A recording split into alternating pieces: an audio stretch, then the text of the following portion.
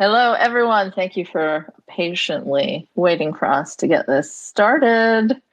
And thank you for joining us today for a very spooky Twitter space. Jack and I will be discussing various heterodox horror stories where some poor victims of cancel culture were criticized for doing or defending something bigoted and Halloween related.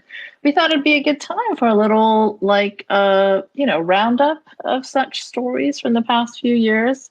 I think they are becoming less and less common because the awareness around why these types of things are so fucked up is increasing. What is your sense, Jack? I think they're just getting a bit rote, aren't they? I think even the people churning them out year after year are maybe getting, you wouldn't think it was possible, but maybe just getting a little bit self-conscious about it. Yeah, it's like the same article. You could just do like a Mad Libs, with it. And just replace the names and the setting. Yeah, so who wants to go first? Stories. Zombie stories of the brave culture warriors. I'll start with everybody's favorite person, Bill Maher, which I found it's kind of a, it's kind of a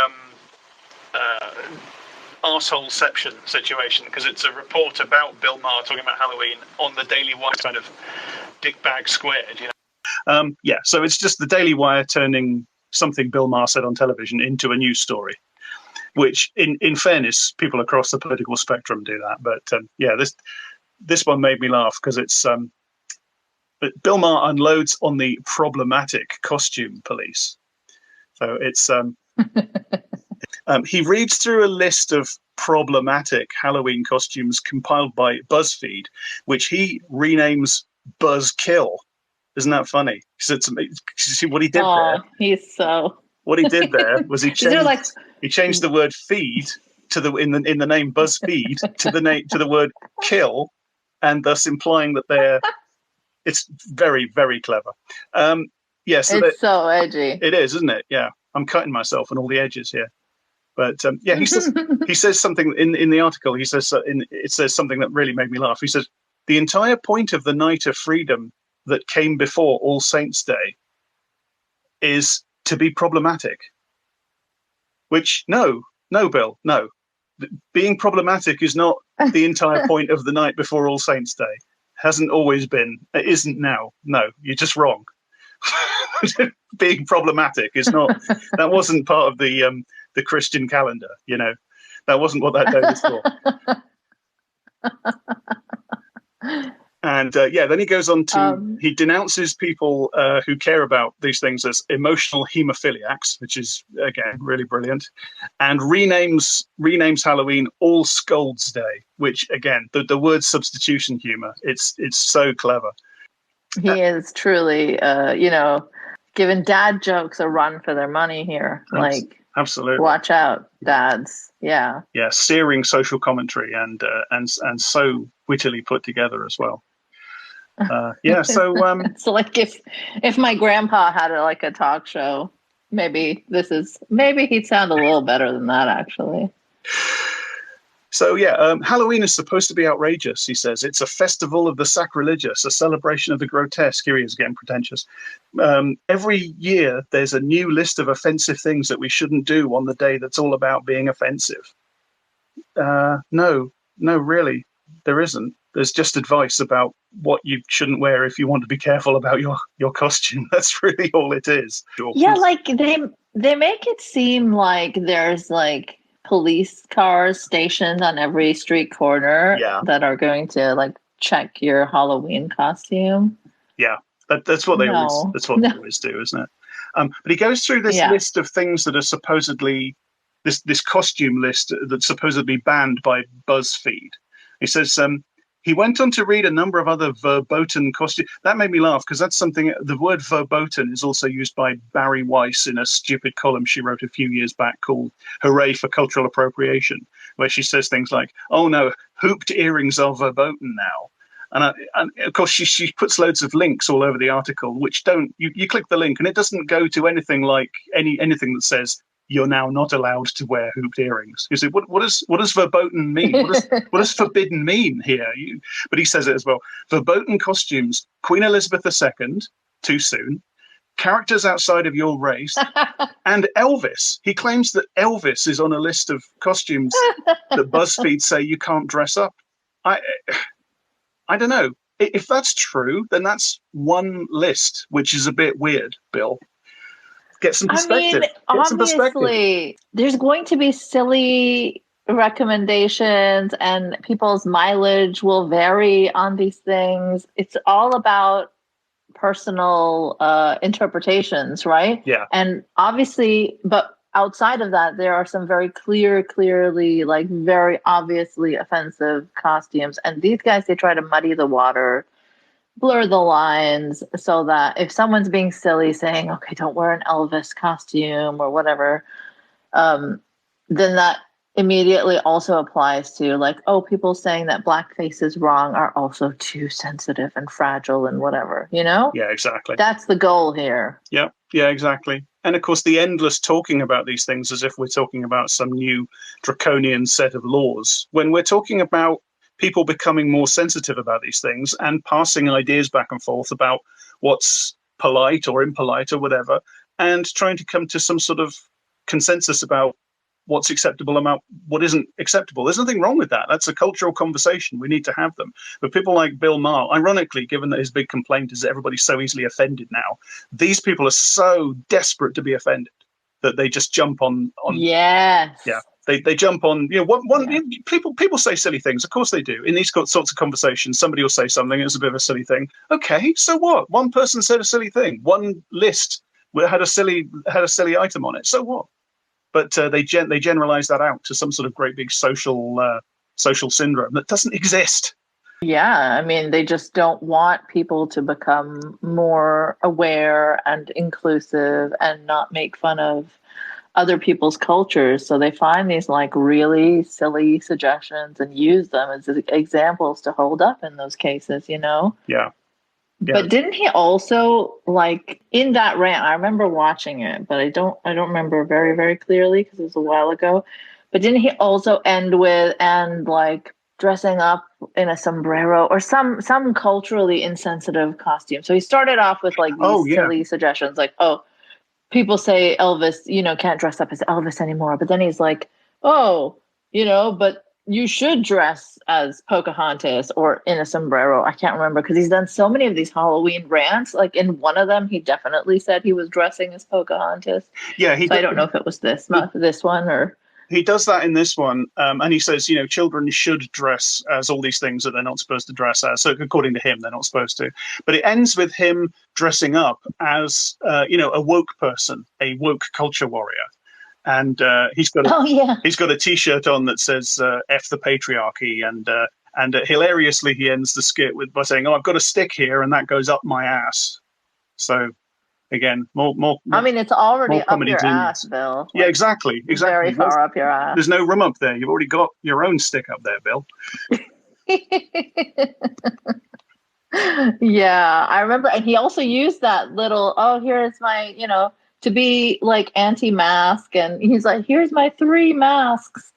It's like, dude, that was a real pandemic, right? Yeah, that did happen. People died. It's that blurring of lines that is so insidious and just awful. And they love to use Halloween as a time to do that. Well, Halloween, for some weird reason, has always been a kind of playground for right-wingers trying to get ideas across. I remember there's a talk by the author China Miéville where he talks about this, and he mentions like Steven Crowder back in the day when he was starting out as a sort of a Fox News personality. He did a thing where he kind of did a sort of hidden camera thing where what they were doing was they were getting kids trick-or-treating, and then they were redistributing each kid's Halloween candy equally. So obviously what they're doing is, what if we did trick-or-treating according to socialist principles? And of course they zero in on the screaming, crying faces of the kids, and that proves that socialism doesn't work. It's a bad economic system because the kids don't like their Halloween candy being evened out. They've been doing this stuff with Halloween for so long. It's really weird. It's super strange. Like, they know that adults are not kids, right? And well, I don't know. I don't want to speculate on what they know or don't know. Oh, look, here's a toddler crying. Therefore, adults can't handle this other thing. Therefore, redistributive economics doesn't ever work. Okay. Yeah. Sure, bud. Do you remember there was this really big story in 2015? I'm sure Caitlin remembers this one well. It's from Yale. There was this huge blowout with this professor, Nicholas Christakis, a favorite of the IDW. So apparently him and his wife were like not only professors, but masters of a residential college. So they basically had like a dual role, right? So one was just teaching and one was just like, you know, being there for students in like life outside of classes and just like being responsible for their well-being and general life on campus. So this Intercultural Affairs Council, the Intercultural Affairs Council asked students to be thoughtful about the cultural implications of their Halloween costumes. And his wife, Erika Christakis. Keep right there. Yes. Asked. Absolutely. Yes. She is an expert in early childhood education, and she basically sent an email in response that questioned what she and some other students from within that residential college in particular perceived as an intrusion into the expressive rights of college students that compromise their autonomy. Now, that is a quote from FIRE. I don't always trust FIRE, but most of the people covering this case that I found were these kinds of edgelord publications. I know FIRE pretends to be objective, but I really don't see that all the time. Now, I'll just read the original email that the Intercultural Affairs Council sent out to the school. It's very gentle, I thought. But I'm going to read it because these guys just had such a fit over it. So here goes. Dear Yale students, the end of October is quickly approaching, and along with the falling leaves and cooler nights come the Halloween celebrations on our campus and in our community. These celebrations provide opportunities for students to socialize, as well as make positive contributions to our community and the New Haven community as a whole. Some upcoming events include Haunted Hall Crawl and Costume Ball, Grove Street Cemetery Tours, YSO's Halloween Show. However, Halloween is also, unfortunately, a time when the normal thoughtfulness and sensitivity of most Yale students can sometimes be forgotten, and some poor decisions can be made, including wearing feathered headdresses, turbans, wearing war paint or modifying skin tone, or wearing blackface or redface. These same issues and examples of cultural appropriation and or misrepresentation are increasingly surfacing with representations of Asians and Latinos. Yale is a community that values free expression as well as inclusivity. And while students, undergraduate and graduate, definitely have a right to express themselves, we would hope that people would actively avoid those circumstances that threaten our sense of community or disrespects, alienates, or ridicules segments of our population based on race, nationality, religious belief, or gender expression. The culturally unaware or insensitive choices made by some members of our community in the past have not just been directed toward a cultural group, but have impacted religious beliefs, Native American/Indigenous people, socioeconomic strata, Asians, Hispanic, Latino, women, Muslims, etc. In many cases, the student wearing the costume has not intended to offend, but their actions or lack of forethought have sent a far greater message than any apology could after the fact. There is growing national concern on campuses everywhere about these issues, and we encourage Yale students to take the time to consider their costumes and the impact it may have. So if you're planning to dress up for Halloween or will be attending any social gatherings planned for the weekend, please ask yourself these questions before deciding upon your costume choice. Wearing a funny costume, is the humor based on, quote unquote, making fun of real people, human traits, or cultures? Wearing a historical costume, if this costume is meant to be historical, does it further misinformation or historical cultural inaccuracies? wearing a cultural costume? Does this costume reduce cultural differences to jokes or stereotypes? Wearing a religious costume. Does this costume mock or belittle someone's deeply held faith tradition? Could someone take offense with your costume, and why?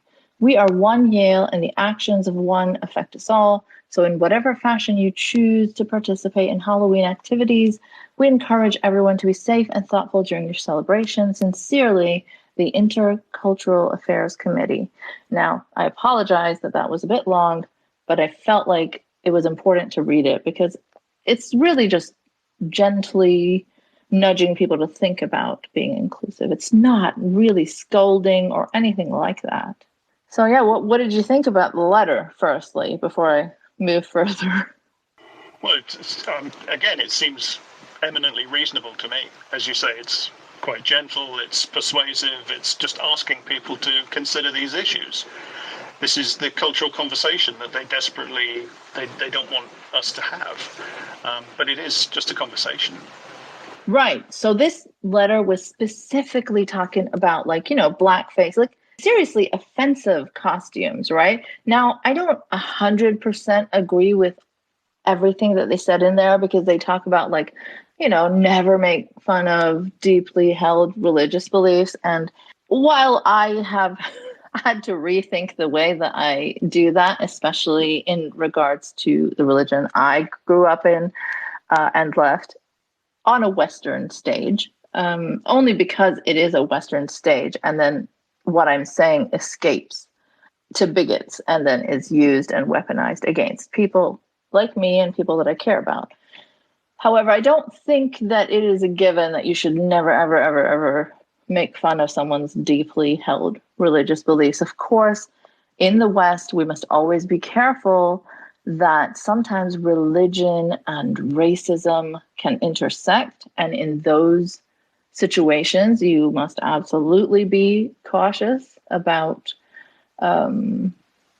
poking fun at a minority in a situation where it could be used to hurt them and harm them and portray them as stereotypes and whatever. But a lot of people wear like Pope costumes and nun costumes. I don't think those are the same thing. Now, in response to this very specific letter from the Intercultural Affairs Committee that was talking about these really offensive costumes, Erika Christakis responded. Now, remember, she is also a co-master of the residential college, so she's supposed to be responsible for their lives outside of the classroom and just like their general mental health and well-being on campus. This is just a part of her email. I wonder, and I am not trying to be provocative, is there no room anymore for a child or young person to be a little bit obnoxious, a little bit inappropriate, or provocative, or, yes, offensive? American universities were once a safe space, not only for maturation, but also for a certain regressive or even transgressive experience. Increasingly, it seems they have become places of censure and prohibition. And the censure and prohibition come from above, not from yourselves. Are we all okay with this transfer of power? Have we lost faith in young people's capacity, in your capacity to exercise the self-censure through social norming, and also in your capacity to ignore or reject things that trouble you? She also passed along a message from her husband saying, Nicholas says, if you don't like a costume someone is wearing, look away or tell them you are offended. Talk to each other. Free speech and the ability to tolerate offense are the hallmarks of a free and open society. Now, these are people that are like your go-to grown-ups on campus, on your residential college. They're supposed to be helping you have a more safe and healthy time at the residence. And then you see that in response, to a very gentle letter asking people to just consider that maybe their costume might be like racially or culturally insensitive. Specifically to that, she responds, well, why? Why? Just look away. I mean, isn't university a place where, you know, people can have free expression? Like, to me, that feels like minimization to a huge degree. What do you say, Caitlin? Oh, I have some thoughts on the rhetoric. Do I sound okay? Yeah. So she does two things in this email. She takes something that was very specific in the original email, a list of insensitive things that people should think about whether they would feel comfortable doing it, and she makes it more vague. Like elsewhere in the email, she's like, well, I went to Bangladesh and I got a sari. Is it wrong of me to like wear the sari? Isn't that okay? Right? Like, so she's conflating like cultural appreciation and participation with like explicitly racist depictions. She's like widening the category of things that the email is about in a dishonest way. And then she also is making more specific claims because the email was very vague. It was about like, you might feel regretful later, so think about it, right? That's the biggest consequence they can think of. There's no like, you will get punished, you will get pulled up by the campus cops, or like you will get taken into your dean's office and disciplined. There's no actual specific punishment listed. But she is saying, oh, there is censure. This is like, we don't trust students. And the words that she uses are actually quite specific, right? They're about punishment and censure, things that are not actually covered in that email. So I think the concept of like widening and narrowing is really useful here, because she widens where it's convenient and she narrows where it's convenient. Yeah, absolutely. That's a really good point there. I didn't think about that, but absolutely. That's another way that they use to blur the lines, right? Sort of like a Mott and Bailey, they'll present something really like, hey, this is just regular, that everyone would agree. Like, can this person eat Indian food, or can this person wear a sari? Everyone will be like, yeah, what's wrong with that? If you went to Bangladesh and you wanted to support a local artisan or business, there's nothing wrong with that. But then she's applying it to this letter where they're specifically asking people, you know, maybe don't do blackface. And she's like, well, just look away. Yes, and it's that easy, isn't it? It's when you see a costume that somebody else is wearing and it's offensive to you, it's that easy. You just look away. You don't worry about it. The existence of the costume, the existence of people who think the costume is permissible or fine or funny or whatever, that's not a problem. It's just about how you personally feel about it. So if you just ignore it, problem solved. Hey, or maybe in the most case scenario, you can just go and talk to the person wearing it, because that's always going to go just fine, isn't it? Somebody from for instance, maybe a marginalized population is going to go up to somebody else wearing a costume that's insulting or appropriative to them, and they're going to say, hey, excuse me, I wondered if I could have a word with you about, and that's going to be fine. Nobody's going to overreact to that. Nobody's going to be in danger or anything. Or this email is from a different planet, isn't it? But it's polite. It's a tone thing here, I think. They seem to think that they're entitled to have no angry reaction to this, despite the fact that it is obviously a political intervention. It's calculatedly and deliberately a political intervention into these issues. As Caitlin just said, it's distortive of the issues. It's damaging, but they're entitled to have no adverse reaction to it because it was all done very politely and reasonably. They got the tone correct. So how dare you be angry about this? Yeah, that's exactly it. And the point that you make about, you know, maybe a marginalized person not being entirely comfortable going up to someone who's wearing an offensive blackface costume, like that's just, they have some serious blinders on, right? Like that comes from a huge place of privilege to just say that, why don't you just go talk to them or look away, because you've never experienced the pain that comes with that. You've never experienced the danger that comes with that. It's just that 99.9% of the time that someone does encounter like something racist, like a costume or, a microaggression or something like that, they are quiet. They do look the other way because they don't want to be the problem, right? And so like they're inventing this really intense idea of like everybody that will encounter your racist costume as if you're just going to be like mauled all the time by people who are offended. But like people are quiet all the time because they don't want to get themselves into a situation where they're now getting attacked for being like too aggressive. Yeah, absolutely. And I watched like a bunch of the videos from that time today, and a lot of them are clipped. So there's like so many videos of this situation out there. Firstly, he's like standing in the courtyard, Nicholas Christakis, and he's surrounded by a bunch of students who are clearly very visibly upset. But you see that a lot of the clips begin from where someone is like shouting at him very loudly and very angry.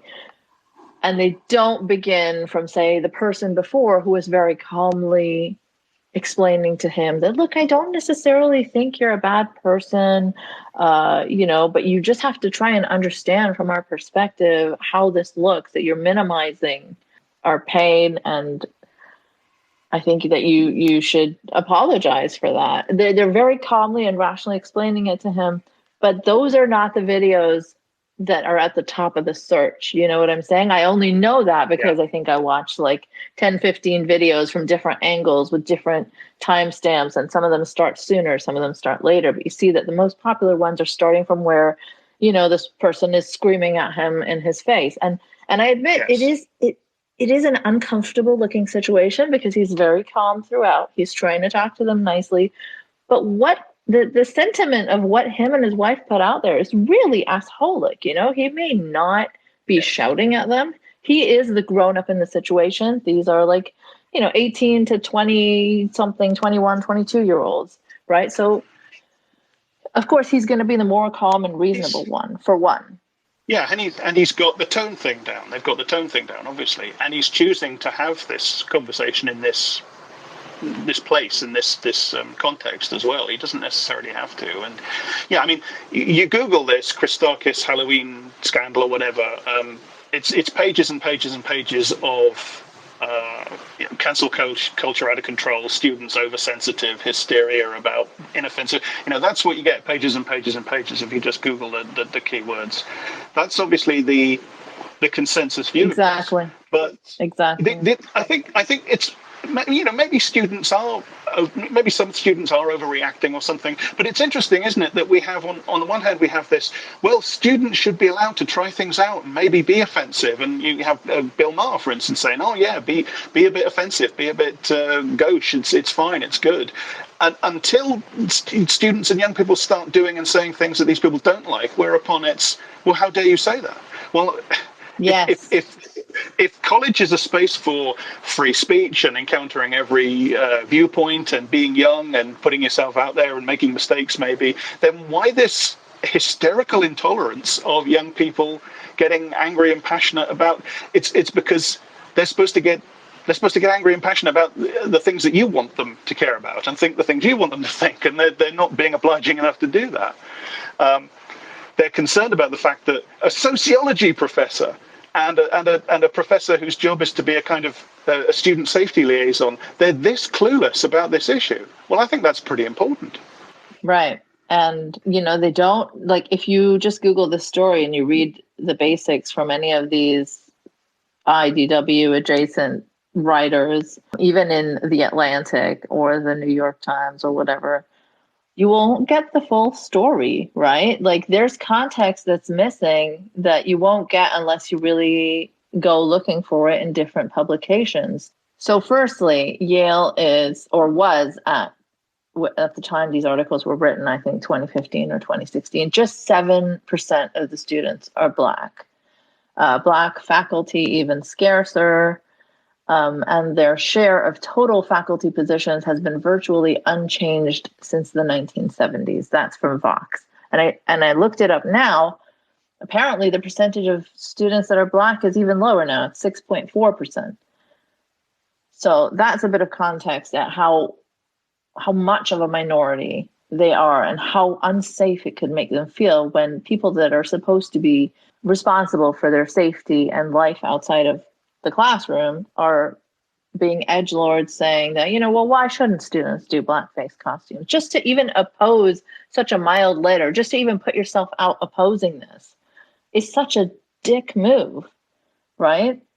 And the other thing is that during Halloween weekend that year, Yale's Sigma Alpha Epsilon fraternity allegedly turned away a Black woman student saying that the party was for white girls only, an incident that the fraternity disputes, but at least 3 students described that to Susan, I can't pronounce the last name, I'm not going to try, Susan of the Washington Post.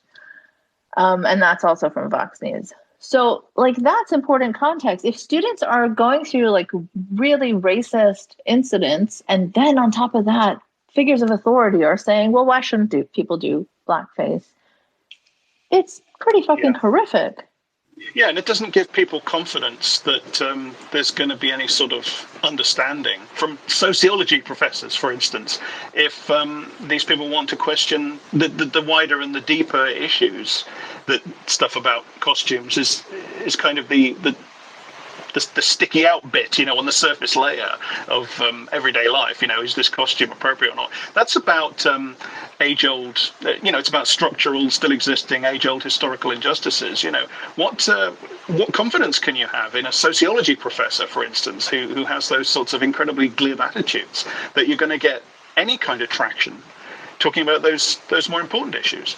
I don't know if talking about Halloween, but I don't think anybody really thinks that talking about Halloween costumes is the most important thing. It's this is another criticism that people get. Oh, you're talking about Halloween costumes when you should be talking about these other issues. I don't know that anybody thinks, well, Halloween costumes are more important than those issues. People are just Halloween costumes and stuff like that. It's one of those ways in which people try to get a handle on these wider issues. And it's kind of, you raise it only to be smacked down like this. I think people find that pretty telling. Yeah, I can only imagine what kinds of Halloween costumes we're going to see this year with the conflict in the Middle East. And I bet you anything, there'll be a lot of really insensitive, awful costumes. But this is how, you push for awareness on these issues. Why shouldn't people do that? Yeah, and it's at times like this with what's going on in the Middle East that you really see how touchy and prescriptive and hysterical the mainstream can be about what is or isn't acceptable public discourse and what is or isn't offensive. Step out of ideological line on any of these issues, and the consequences far dwarf, being shouted at by some students. Yeah, absolutely. And they often say the students are being coddled if they ask for kind of sensitivity towards racial and cultural issues, right? But what about the students that are being coddled because they can't stop being fucking racist and culturally insensitive? Those are the students that, these guys push for the coddling of constantly. Do not inconvenience them in the slightest. That's right. Don't even suggest to somebody that might be considering wearing an insensitive, insulting costume that degrades somebody else's culture. Don't even suggest to that person that maybe think twice about that, because that's an outrageous attack on them. Yeah, man, it hurts their little feels. You can't do that. You can't hurt their precious little feelings and make them, self-reflect. You can't do that. Yeah, it's almost like some people's feelings matter and other people's feelings don't. Very interesting. So the students wrote an open letter to Erika Christakis, and I thought it was really well done. I'm just going to read a couple paragraphs from that, if that's okay, just because I want the whole feel of this to be out there. And it took me reading like 15 articles to get all these little pieces because they're not all together in one article. I guess also because it was being reported one by one as these things happened, and I'm going back and looking at it all. But yeah, I thought it was important to include this too. And it's not the whole thing. So it's just chunks that I thought were important.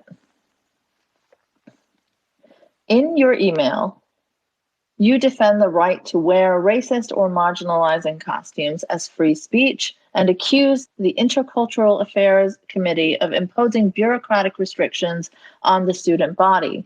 You deem the call for sensitivity censure, one which you say comes from, quote unquote, above, not from the students, as if the repeated requests of many students of color do not count. To equate the suggestion of the IAC, a committee created to challenge bias and promote cultural awareness, respect, and appreciation on campus, with an institutional exercise of implied control over college students, further erases the voices of the students they stand to protect. The contents of your email were jarring, disheartening. Your email equates old traditions of using harmful stereotypes and tropes to further degrade marginalized people to preschoolers playing make-believe.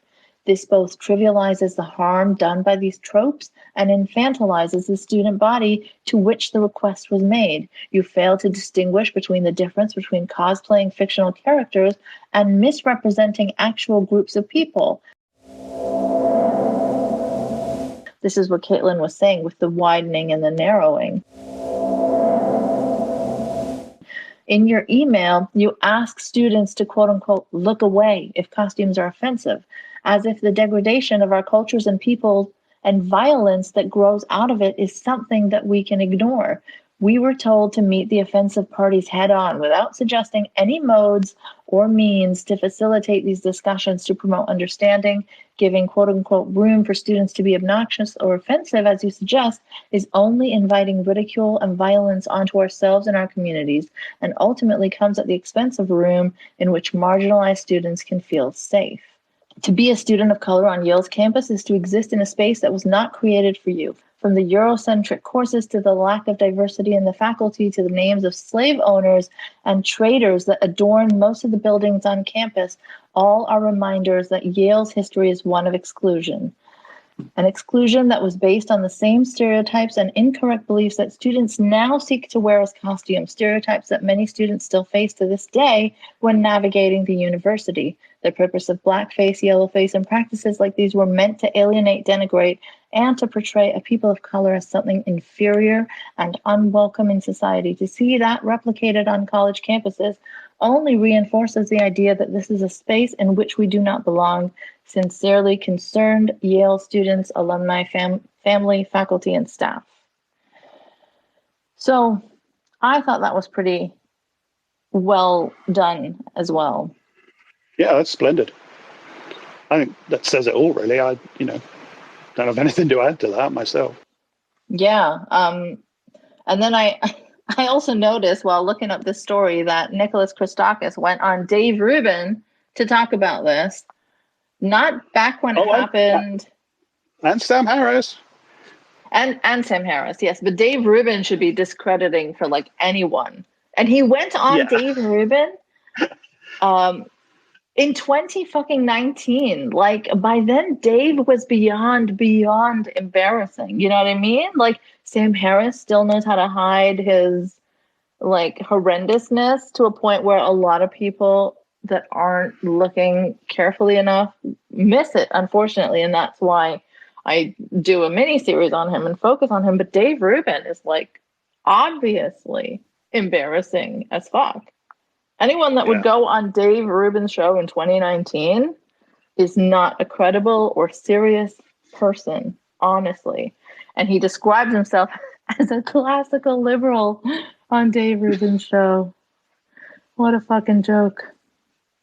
I think I remember that, actually. And I think I remember sort of Rubin that year making a bit of a thing about Halloween. I mean, these people, as we say, these people talk about this same stuff every year at the same time. They always do the Halloween stuff every time. But I think Rubin did a couple of videos or something that year. I think he was on a kind of a Halloween kick.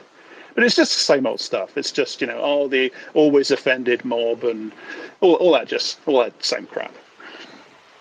Complaints about the always offended mob coming from the always offended mob. The always offended, yeah. Yeah. The irony. But yeah, I thought that story just captures so much, right? There's the professor being shouted down, captured in so many videos, and then there's like the very polite discourse and the various emails back and forth, and it's really all that douchiness distilled. But did both the Christakises leave the university? Yes, but on their own. So they did So they did the same thing that Brett Weinstein and Heather Hangin did at Evergreen. They both jumped ship, presumably when they realized they had a new career as sort of right-wing culture war influencers. Perhaps, yeah. I think the complaint was that Yale didn't defend them enough or vigorously enough, even though they did say that they stand up for free speech or whatever, but they also said that they value the culture of diversity and inclusivity, and that was apparently, not cool. You hear the narrative over and over again about this academic and that academic being hounded out, and it's never true. Like, oh God, I'm completely blanking on her name. The turf professor over here in Britain who got supposedly cancelled for being gender critical and then immediately had a book deal and went on every television program. What's her name? God, can't remember. Doesn't matter. But yeah, Caitlin would know. Yeah, it is the same story across the different types of bigots. They always use it to do the right-wing circuit, and Joe Rogan, Dave Rubin, Sam Harris, and get more and more opportunities from it. Of course, they always say, well, in this situation, Nick Christakis was saying, we stood up to defend those offensive Halloween costumes, but these are all like costumes we would find offensive ourselves. Yeah. Of course, your perspective is standard and basic, so nobody else's should differ from yours. Yeah. They're just such principled warriors. All right, it's your turn. What do you have? My turn. Well, you've just presented us with a well-researched and serious story. I'll do another comedy one then. I'll do a story from the Daily Wire. Twix Halloween ad features transgender child suggests violence against those who disagree acceptable. A new Halloween-themed commercial for Twix candy bars that features a, cross-dressing child has social media fuming. In the ad, a young boy in a princess dress opens his front door to find a mysterious new nanny, a goth-looking witch. This is their writing. This is on his doorstep. When some neighborhood girls question why the boy is wearing a costume when it isn't Halloween, he looks sad. Immediately after, the pair visit a park where a bigger boy asks the cross-dressing child why he's dressed like a girl. When the boy answers, "Dressing like this makes me feel good," the ostensible bully responds that he and his nanny look weird. At that point, we're getting to the real evil now. Listen, at this point, in a sequence that suggests violence against minors is a reasonable response to having a different point of view over transgender ideology, the nanny uses her magic power to call up a windstorm to blow the bigger boy away. The implication is that he may be gone forever. Can you believe that Twix was actually advocating for the murder of children just because they disagree about transgender ideology? It's amazing. Wow, that is really fucking far-fetched. Like, what? And then you go down the article, of course, and you've got an outraged quote from J.D. Vance, and you've got an outraged quote from Chris Burstkirk, and an outraged quote from Southern Baptist pastor and Professor Denny. But, they've gone around and asked all these people, what do you think about Twix threatening children with death if they don't believe in transgender ideology? Everybody's very outraged about it. So I'm just going to try and summarize what I understood from that, because it seems so ridiculous. So there's what? Sorry, can you summarize? The advert, as far as I can tell, it features a trans girl kid, and she gets a new sort of Mary Poppins style nanny, you know, who's a bit sort of gothic or witchy or whatever, and the girl is being bullied by an, you know, an evil sort of Dudley Dursley type, who's going against the authoritarian transgender ideology by pointing out that she looks silly in a dress. Whereupon the sort of witch nanny just makes the bully disappear, and the Daily Wire are interpreting that as like the Twix Corporation or whatever the chocolate company is called, saying that if people disagree with the transgender ideology, they should be killed by witches, presumably. Can you imagine if, like, in every magical reference, that's what the interpretation was? Like, if you make someone or something disappear, then that means you're advocating for their murder in, like, a fantasy magic witch thing? Well, it's pretty clear, isn't it? Obviously, what they're saying is that people should have to swear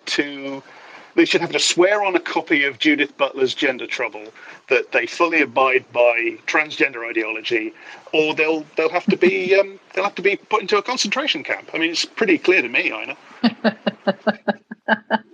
Still waiting for Jordan Peterson to be fucking dragged off to pronoun jail, and that has not happened, unfortunately. Yeah, I know. Hasn't happened yet. No. So what else have you got? What else have I got? Okay. I have got a story from 2016 that Sam Harris was pretty sad about back when he had Twitter. This is about a professor from the University of Oregon. There was a Washington Post article titled, "At the University of Oregon, no more free speech for professors." And Sam Harris, of course, tweeted this out because it's very, you can imagine what a tragic story of stifling free speech this might be. Yeah, it's catnip for Sam. Yeah. Okay, so guess what? This University of Oregon law professor and former chair of her department's diversity committee apparently violated anti-racial harassment policies by wearing blackface at her Halloween party, an investigation has found. So this professor, Nancy Shurtz, she was white. She claimed that she was portraying one of her favorite authors, a black man, and that she had been unfamiliar with the term blackface. This is in 2016, okay? This is a professor, a law professor, who was the former chair of her department's diversity committee, claims that she was unfamiliar with the term blackface. She's an instructor at Oregon for 34 years. So she had a party where she had 25 guests at her house, but they were mostly law students and fellow instructors. She, talked about the party in class, and she had announced that she was going to be dressed as the title of a book. Now, I was reading this law blog called Above the Law by Joe Patrice. I'm just going to read a couple of quotes from there. So this book that she was dressed as the title of was Black Man in a White Coat. It was, the professor later said, her costume was inspired by Damon Tweedy, the African-American author of a best-selling memoir about conflicts of race and medicine. So she chose this book to dress up as the title of, this book that talks about racism. And she chose to do blackface for that costume. Like, fucking hell, the amount of cluelessness. Okay, so, yeah, from the law blog. An account of racism in the medical profession, and without noting any possible irony, decided the appropriate way to honor this work would be to caricature the author. I mean, she wore black makeup on her face, on her hands, and an Afro-style wig, even though the author himself is bald. I can't believe it. Just this is killing me. It's crazy, right? It's crazy. So she was put on, like, I guess, leave or paid leave while they did the investigation. But guess what? The very next year, she was back at Oregon teaching a class about women and law and intersectionality. Here's the description of the Women in Law course. This seminar examines the effects of law on women and women on the law from historical, doctrinal, and theoretical perspectives. It explores feminist method, the difference dilemma, the omission of women's voices, with a focus on intersectionality with race, class, and sexual orientation, equality analysis, pregnancy and the workplace, fetal rights, rape and battered women who kill and are killed.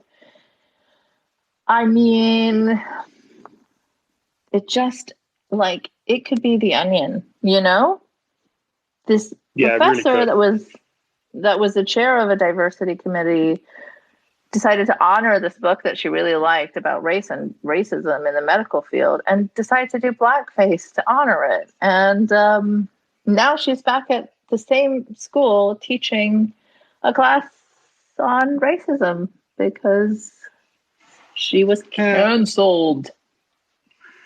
It makes me think that maybe legal academia could do with having some sort of theory about race, and almost a critical theory to do with race. Oh, yeah, that is an interesting idea. Perhaps they should. That is stunning, though, isn't it? I found one part of it really interesting, which was that she chose to portray Damon Tweedy, who is famously bald, by putting on an afro wig. Right? It's just wild. And then she claims she has never heard the term blackface. Yeah. She should have gone as the book Invisible Man, and then she could have just not gone to the party. Well, it was in her house. But yeah, would be nice. And guess what? She is the free speech hero that they were all rallying around. No free speech for professors on University of Oregon campus. Come on. How is that a free speech issue? That is an inappropriate in the workplace issue. Yeah, and again, she's not being arrested. She's suffering professional consequences for having made a catastrophic professional misstep. That's how it's supposed to work. And not permanent consequences. She's back at work, teaching a class about race and women. For fuck's sake, what kind of consequences is that? Without warning the students, barely anything. They just found out when they saw their schedules. Oh, gosh. Which is what happened with incredible. Komarov after the sexual harassment scandal at Harvard, right? He just showed up I'm ready to teach. Oh, gosh. Can you imagine? These are the victims of cancel culture. Almost makes you wonder whether cancel culture is as cancel-y as they say it is. Yeah. It seems like every time you get these stories and then they don't follow up on them. I found one, I was looking around on the Blaze website for stuff about Halloween to bring here, and there was one about this teacher at a college, Washburn College, I think it was called, and she got in trouble for going to a Halloween party as Michael Jackson. And the Blaze article is, teacher, professor under investigation, charged, being looked into. It's all these dramatic terms. What they mean is she's not being looked into by the police. She's not been charged with a crime. Somebody said they weren't comfortable with the costume. That's what they mean by charged. The college authorities are looking into whether she made an inappropriate behavioral move. That's what they're talking about when they say being investigated. And there's all that turns into a great big load of stories. You Google it alongside the Blaze story. There's all the usual suspects have done stories on this. There's no follow-up stories. You go to the college website. She's there. She's teaching. Because of course she is. Yeah. I mean, and let's think about this. Michael Jackson had a lot of very credible allegations of insane, horrific pedophilia, Absolutely. There's that as well. Yeah. it's a reasonable thing to question. But my point was just that it was used by the right-wing gristmill, and then you don't get a follow-up, which is that presumably she got a rap on the knuckles and everything went back to normal. Yeah, and that's what tends to happen, but they don't kind of tell people that. They just pretend like the world is ending at that moment, and that person was canceled forever and ever and ever, and their life was destroyed. But no, it wasn't. It wasn't. Thinking about these things has really made me think about, and I know Caitlin and I were talking about this yesterday or the day before, about Jon Ronson's book, Are You Being, or what was it called? Were you publicly, so you've been publicly shamed? Yeah. Are you being publicly shamed? Yeah, something like that. So you've been publicly shamed. And I had Jon Ronson on my podcast in 2016, maybe 2017, and he seemed like, he's a very nice and polite and reasonable guy, but I admit I didn't know him that well at that time, and I've been following him since then. And just occasionally I catch a glimpse of like him retweeting like Kathy Young or someone really horrendous like that. And it's been more than just like a handful of times now that he's expressed support or defended people that I know in my sort of radar are horrifying people, like reactionary and right-wing and bigoted and MRA. And so then I'm like rethinking that whole book, because back then I thought it was like, an earnest comment on how out of hand things can get online. But now it feels like it was coming from a very ideological place, even though he is someone that tries very hard to not be ideologically one side or another, just more centrist-y. So yeah, I've been thinking about it, and maybe I'll read it again and see what I think about it from a 2023 perspective. Yeah, let's do a book club. I want to read it again too.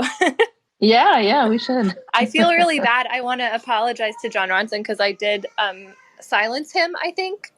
Because like a week ago, he tweeted positively about the coddling of the American mind. And I just like commented that I was disappointed yesterday, and now that post is gone, and I'm so sorry I censored you, Mr. Ronson. Oh my gosh. Oh yeah, that was some hardcore censoring you did there by saying you're disappointed. You're publicly shaming your mob. Don't do it. Or, just you should be free to express your opinion too. Hey. No, I think it's pretty clear that I'm not allowed to because it's on the wrong side. Yeah. It's the wrong kind of opinion, so I shouldn't be, because it's intimidating whenever I express it. That's right. We have a very cute sounding listener on here. Oh yeah, sorry. She's asking me to open a bottle of nail polish, which I will not be doing. Why are you silencing her? That's, free speech. Let her take the nail polish to your couch. Yeah, it's Halloween. It's time for young people to experiment. That's right. Can she not be transgressive? Is that not allowed? Exactly. Let her. Stop silencing the poor child. Let her have her freedom with an open bottle of nail polish on your furniture. What are you, some kind of snowflake? All right, Jack. Let's see. What else do you have? I found one that's a bit more recent than my other ones, and that's from just a couple of days ago at Fox News. Superintendent cancels Halloween, bans costumes in schools, citing DEI and potential harm to students' dignity. New Jersey governor complained on social media, "Seriously, we can't let kids celebrate Halloween? Give me a break." And it's a you read down into it. I mean, the headline is really all there is for their audience to consume. They don't expect them to read down. You read down into it, and it's just it's a nothing story. It's just a guy that decided that in their school district they're going to have sort of generic autumn decorations instead of Halloween stuff. That's all. They're not banning Halloween parties. They're not telling kids they can or can't do anything like that.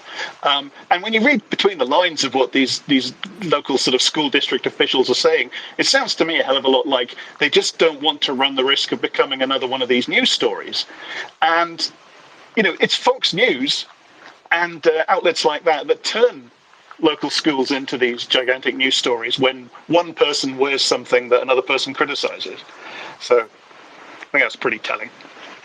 Yeah, and let's not forget who are the original cancelers of Halloween. It's like religious Christians, right, who find it offensive and demonic or whatever. That is Fox News' audience. Well, that's a really interesting thing about the right's attitude towards Halloween, isn't it? Because they've really got a split personality about it. Because while one half of them are doing the kind of stuff we've been, like the Bill Maher thing, like, it's time to be offensive. How dare you snowflakes tell me that I can't get out there and wear an offensive Halloween costume? Or they're doing that thing we were talking about before, the Stephen Crowder thing, where it's like, Halloween's all about capitalism, etc. Kids going out there and getting stuff. The other half of the right are all, no, that's a satanic festival. And it's about the devil trying to steal your soul. The version of Halloween that you get in Jack Chick tracts. Yeah.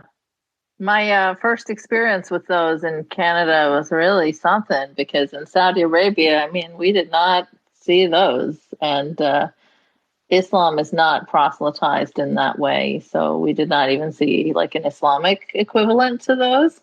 So when I came to university here, it was really weird because my neighbor in the dorms was like this hardcore evangelical Christian, and she would try to recruit me all the time. And my friends were like all these, like, I don't know, they would leave jokey messages about worshiping Satan on my door, and she would not appreciate that. And she would slip in some of these sweet little Jesus comics under my door, and I was like, what the fuck is this? They have comic book shit about this?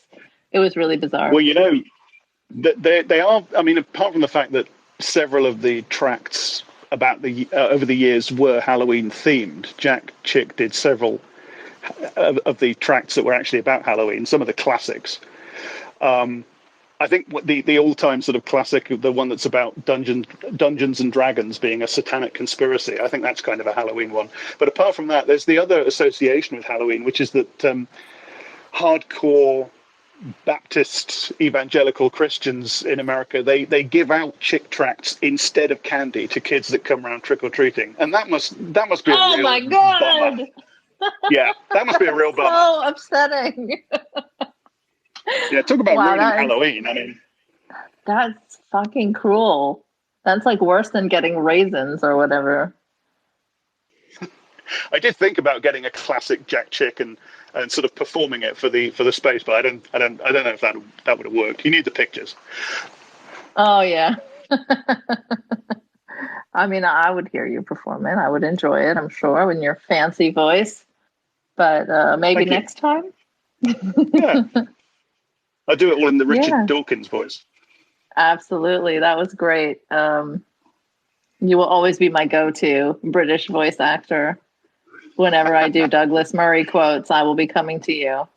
Yeah, so Halloween stories, they're a bit repetitive now. And I'm sure we'll get some awful ones after Halloween this year. Unless by some miracle, people are actually starting to realize, like, you know what, this is not a hill I want to die on. That is the first thing that I think about this Christakis stories. Why did they want to stick their necks out for opposing a letter that just gently asked people to just be more considerate? Because every year you were seeing in the early 2010s, like, it was constant. These stories about insensitive Halloween costumes on campus, that was like happening all the time. And people did not want those stories to be happening on their schools. So naturally, they were trying to prevent that from happening. Well, a lot of these emails are reacting to something that like happened last year too, where they're like, hey, can we not do this again?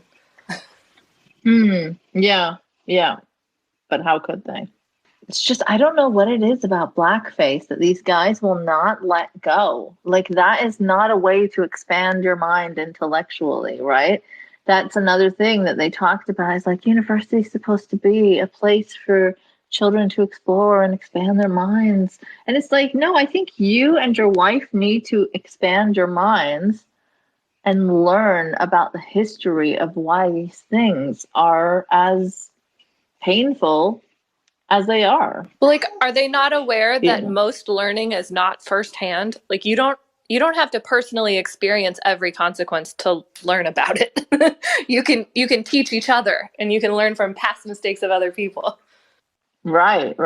I mean, I don't know. These people, IDW types, seem to have a hard time with that. If it's not affecting me, it's not my problem. Much like the flat Look earthers, away. Right? They have to have like proof in front of their eyes that the earth is round. They can't rely on astronauts, scientists.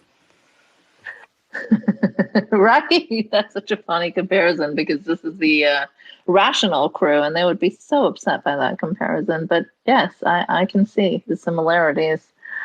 But, you know, I am interested in hearing you guys' take on the religion aspect of Halloween costumes. Like, I personally think, sure, when religion and race cross over, you got to stay away from those costumes. So do not do things that mock minority religions. But outside of that, I don't see a problem. What do you think? Am I being too new atheisty? I mean, it certainly will get in the way of my plans this year of being sexy Pope. So, ooh, that's a no, fun I'm just one. kidding. I'm being Anna from Frozen because I have a 4-year-old girl. Oh yeah, you can't be going on sexy Pope with your kiddos, right? That would be weird. Yeah, but you know, I have done like nun costumes, and some of my like most fond memories of Halloween have been with people in costumes. It's like, I don't know, one time there was like 70s Jesus, one time there was like just weird stuff. One time there was like a satanic priest. I enjoy those costumes, I must say. I don't know if that makes me an edgelord though. I don't think so. Nobody's telling people they can't dress up as Dracula because it'll upset Romanians. You know, this isn't happening in the real world. So, I don't know. Right. Right. I think we just, you know, you have to use your own sense. When you see these lists, some of these things might be silly, right? Don't do this. Like I saw one that says don't dress up as the COVID virus. Yes, that could be insensitive, but I wouldn't put it in the same. I don't know. What do you think? Yeah, just spring that one on me. I mean, I wouldn't do it. So. Yeah, I guess I wouldn't do it either. But. I mean, it just seems pretty obvious to me. You know, if people are at a Halloween party, maybe they, you know, there's going to be lots of people there who lost somebody to the pandemic. Sure, I don't know. Somebody walks in. I don't know. It just wouldn't even occur to me to do that. Should people be allowed to? Yeah, I suppose theoretically, yeah, they should be allowed to. But again, nobody's carting people off to prison because of their costumes. People are being criticized. That's what's happening. But then, yeah, of course, there are real world implications. People have lost people to that virus, and it's not funny. It's not a joke. But they would have you believe that all lefties think the same way and have the same boundaries, and those boundaries are ridiculous, and that's not the case. I think it's a very, your mileage may vary situation. However, there are some very clear no-nos, right? We should all be able to agree that blackface, brownface, dressing up as any cultural stereotypes was just like, there just shouldn't be but actually, there just shouldn't be like a debate about this anymore. We should get to move beyond that. Just don't fucking do it. I do think that it's pretty funny how everything has been like turned into a sexy costume now. I'm pretty sure I've seen like a sexy poop emoji costume, and yeah, it's just not very sexy to me, the idea of that. So I think that's pretty funny. Do you remember when the big panic about Halloween used to be like sexualized costumes for children? A few years back, that's what it was all about. Yeah. That was the right, probably. Probably, yeah. It always is. Well, yeah, as I said, they're the original cancelers of Halloween, which people often fail to mention. It's kind of in the spirit of Halloween, really, because Halloween's about enjoying the idea of monsters, isn't it? And that's what the right are doing. They're having a great time imagining the left as these monsters that are out to get them. Out to get them by asking them to just be a little bit more sensitive to other people different from them. Like that is monstrous to them. That is truly horrific. But if anyone else has any comments they'd like to make, anything else they want to chime in with, now is the time. You guys were talking about the religious aspect of canceling Halloween. And I have a vendetta against the dude who wrote Purpose-Driven Life, whose name I can't remember, because I lived in that town where he had his first megachurch, and he canceled Halloween when I was like 8 or 9, and I didn't get candy because of Rick Warren, that was his name. I didn't get candy because of Rick Warren one year, and I still have a vendetta against him. So I want to cancel Rick Warren if that's possible. That's a request. Absolutely. We'll cancel him right now. I mean, Caitlin is the ultimate canceling authority, so I'll ask her to do it. Yeah, I'm on it, dude. Anything for you, mustache Bob. Yeah. Also, I go as Castro like every year since I moved to Florida, which is super easy because I can get OD cream clothes super cheap at a military surplus store, and I have cigars anyway. And the only issues I've ever had with that are people telling me, "Sir, that you can't smoke in this Barnes and Noble," and one guy thought I was stealing valor. So I don't think it's like a real issue, people canceling people over their Halloween costumes. Yeah, I think unless it's like really crossing the line, I don't think it's as bad a problem as they try to make it out to be. Like, if you were to go by these stories, like, you'd be terrified of Halloween. The left is forever canceling Halloween and Halloween costumes, and that's just not the case. I mean, I personally, Halloween is my favorite holiday so much that, I mean, we have Halloween decorations from like October through Christmas in my house. Christmas is always Halloween-y in my house. So I don't know. I don't know these Halloween canceling wokes. No, I've never met any of them either. I am actually terrified, though, but that's only because I live in Florida.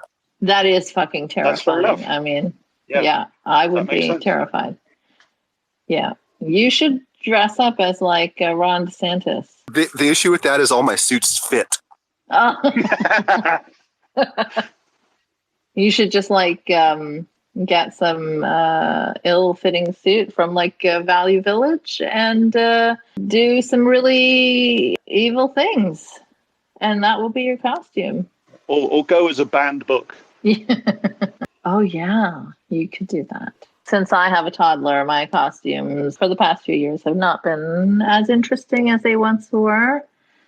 This year I'll just be like wearing a t-shirt with a little jack-o'-lantern printed on it, and that's about it, unfortunately. Embarrassing that I have to admit that publicly, but this is the truth. I just wear even more black than usual. Which is already quite a lot of black. Maybe a t-shirt with extra skulls on it, in addition to the normal number. That's my Halloween costume, really. Excellent. T-shirt with skulls on it. Always good. All year round. More skulls than usual. I'm normally wearing a black t-shirt with skulls on it. It's just for Halloween I put more on. Yeah. No, this is good. All right, everyone. If there's no other comments, then we shall conclude this very spooky, scary space about cancel culture.